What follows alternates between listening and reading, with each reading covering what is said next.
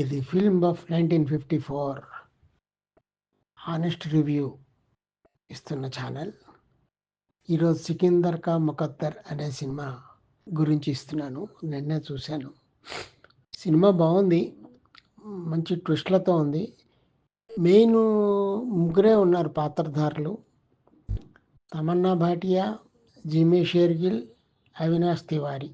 ముగ్గురు ఉన్నారు. ముగ్గురు చాలా బాగా చేశారు. మిగతా అన్ని సపోర్టింగ్ క్యారెక్టర్స్. మెయిన్ వీళ్ళందరూ తమ ఎమోషన్స్తో సినిమాని బాగా చేశారు. ఎందుకంటే ఎమోషన్స్కి చాలా ఛాన్స్ ఉంది. అందరూ బాగా చేశారు. మంచి టైట్ స్క్రిప్ట్ ఉంది. నీరజ్ పాండే ఆయన డైరెక్షన్ చేశారు. ఆయనేమి చాలా మంచి డైరెక్టరు. మీకు బాగా గుర్తుండే ఉంటుంది, నసీరుద్దీన్ షా, అనుపమ్ ఖేర్ రాసిన వెడ్నెస్డే ఆయన చేసింది. ఇదే అవినాష్ తివారీతో కాకి బాంబే అనో సినిమా తీశారు. అది బీహార్దో ఏదో ఉంది, సంథింగ్ లైక్ దట్. అది కొద్దిగా సిరీస్, అది కూడా చాలా బాగుంటుంది. కానీ నీరజ్ పాండే ఇంకా అక్షయ్ కుమార్తో బేబీ తీశారు. అట్లాంటివి కూడా తీశారు. మంచి టైట్గా ఉండి, సస్పెన్స్గా ఉండి, కొద్దిగా యాక్షన్ ఉండే తీయటంలో నీరజ్ పాండే గారికి మంచి పేరు. కాబట్టి ఆయన ఎంచుకున్న కథ కూడా బాగుంది, చాలా చక్కగా చేశారు.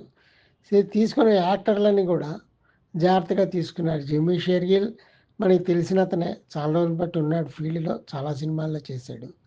తమన్నా గారు కూడా చాలా సినిమాల్లో చేశారు, మనకు తెలియంది.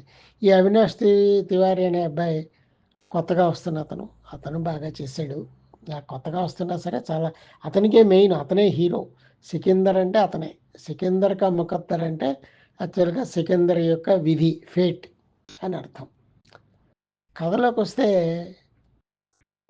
స్టార్టింగ్లోనే ఒక డైమండ్స్ ఎగ్జిబిషన్లో ఒక దొంగతనం జరుగుతుంది. ఈ హీరో మన సికిందర్ గారు, అవినాష్ తివారీ అనమాట. ఆయన, తమన్నా గారు, ఈవిడ కామిని అనే పాత్రలో వేసింది అక్కడ.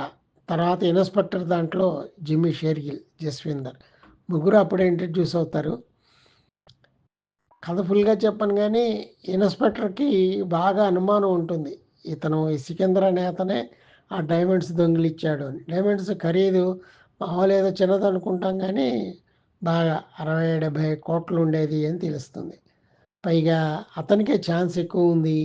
ఇతనికి పైగానేమో ఈ ఇన్స్పెక్టర్గా నటించిన ఇతనికి, జస్విందర్కి, తన ఇన్స్టింక్ట్ ద్వారా కేసులు ఫైల్ చేస్తాడని 100% రికార్డు ఉంది. కాబట్టి ఈయన తన ఇన్స్టింక్ట్ మీద చాలా గర్వం కూడా ఉంటుంది. కాబట్టి మిగతా వాళ్ళందరినీ ఎలిమినేట్ చేసి ఈ తమన్నాని, ఇతను అవినాష్ తివారీని, ఇంకో పెద్ద ఆయన ఉంటాడు మంగేష్ దేశాయ్, వీళ్ళ ముగ్గురిని పట్టుకుంటాడు ఆయన. వీళ్ళల్లోనే ఎవరో ఒకళ్ళు చేశారు, కలిపి చేశారు అని. ఆ ఐడియాలోంచి బయటికి రాలేకపోతాడు. బయటికి వెళ్ళాక ఎంతసేపు వాళ్ళని తీసుకుని ముందర వాళ్ళని రిమాండ్లో తీసుకుని వాళ్ళని హింసించి పోలీస్ టార్చర్ పెట్టి ఎన్ని పెట్టినా వాళ్ళు మేము చేయలేదంటారు. ఇతనికి ఈ సినిమా అసలు అదే, ఇతనికి ఆ పిచ్చి పట్టేసుకుంటుంది. ఇంకా దీంతో తన వైవాహిక జీవితం కూడా నాశనం చేసుకుంటాడు. పెళ్ళాం విడాకులు ఇస్తుంది. పోలీసు ఉద్యోగం నుంచి వాళ్ళు డిస్మిస్ చేసేస్తారు, టెర్మినేట్ చేస్తారు. 15 ఏళ్ళు గడుస్తుంది. అయినా వీళ్ళ మీద వాళ్ళందరూ కేసు కొట్టేస్తారు. ఓ జడ్జి వచ్చి వీళ్ళు పోలీసు వాళ్ళు సరిగ్గా చూపించలేకపోయారని చెప్పి కొట్టేస్తారు. అయినా సరే ఈ లోపల ఇంకెవరి జీవితం వాళ్ళు పడుతూ ఉంటారు. ఈ హీరో అయిన సికిందర్ అబుదాబి వెళ్ళిపోతాడు. అతనును ఏదో పరిస్థితుల్లో ఈ తమన్నా గారు వీళ్ళు మ్యారేజ్ చేసుకుంటారు.